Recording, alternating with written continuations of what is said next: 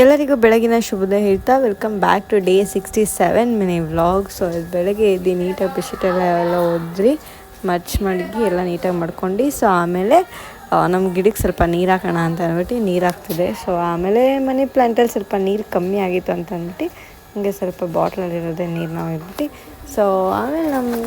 ಆಮೇಲೆ ಯೋಗ ಮತ್ತು ಮೆಡಿಟೇಷನ್ ಮಾಡ್ಕೊಂಡು ನಮ್ಮ ಜಿಮ್ಮಿಗೆ ಸ್ವಲ್ಪ ವಾಕಿಂಗ್ ಕರ್ಕೊಂಡು ಹೋಗೋಣ ಅಂತ ಅಂದ್ಬಿಟ್ಟು ಅಮ್ಮ ಬೆಳಗ್ಗೆ 4 ಗಂಟೆಗೆ ಬಿಟ್ಟಿರಂತೆ.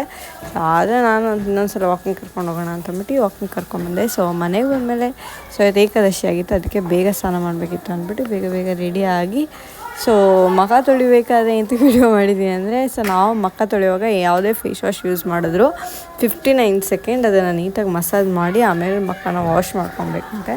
ಸೊ ಅದಕ್ಕೇ ಆಮೇಲೆ ಫ್ರೆಶ್ ಅಪ್ ಆಗಿ ಬಂದು ಸ್ನಾನ ಮಾಡ್ಕೊಂಡು ಸೊ ನಮ್ಮಮ್ಮ ದೇವ್ರ ಪೂಜೆ ಮಾಡಿತ್ತು, ದೇವ್ರಿಗೆ ನಮಸ್ಕಾರ ಮಾಡ್ಕೊಂಡು ಸೊ ಇವತ್ತು ಏಕಾದಶಿ ಉಪವಾಸ ಆಗಿದ್ದ ಕಾರಣದಿಂದ ಸ್ನಾನ ಮಾಡ್ಕೊಂಡು ಬಂದಮೇಲೆ ನೀರು ಕುಡಿಬೇಕಿತ್ತು. ಸೊ ನೀರೆಲ್ಲ ಕುಡ್ಕೊಂಡು ರೆಡಿಯಾಗಿ ದೇವಸ್ಥಾನಕ್ಕೆ ಹೊರಟೆ. ಸೊ ಇವತ್ತು ಶನಿವಾರ ಬೆಲೆ ಆಗಿತ್ತು, ಆಂಜನೇಯ ಸ್ವಾಮಿ ದೇವಸ್ಥಾನಕ್ಕೆ ಹೋಗಬೇಕಿತ್ತು.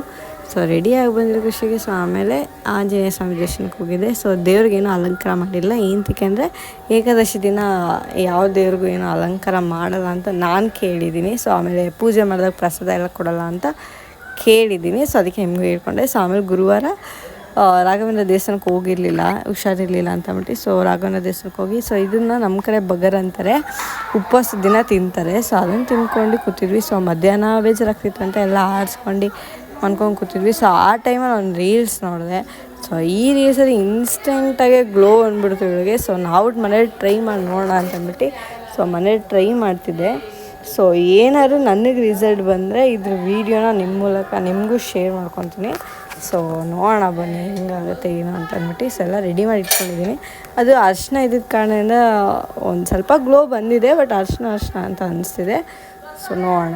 ಸೊ ಹಾಗೆ ಜಿಮ್ಮಿಗೆ ವಾಕಿಂಗ್ ಕರ್ಕೊಂಡ್ಬಂದೆ ಮನೆಗೆ. ಸೊ ಇವತ್ತಿನ ಮಿನಿ ಬ್ಲಾಗ್ ಇಲ್ಲಿಗೆ ಮುಕ್ತಾಯವಾಗುತ್ತಿದೆ. ಧನ್ಯವಾದಗಳೊಂದಿಗೆ tata bye bye, see you.